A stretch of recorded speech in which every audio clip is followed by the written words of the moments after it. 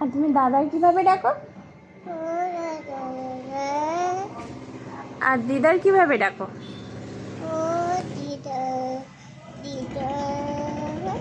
আর দাদু?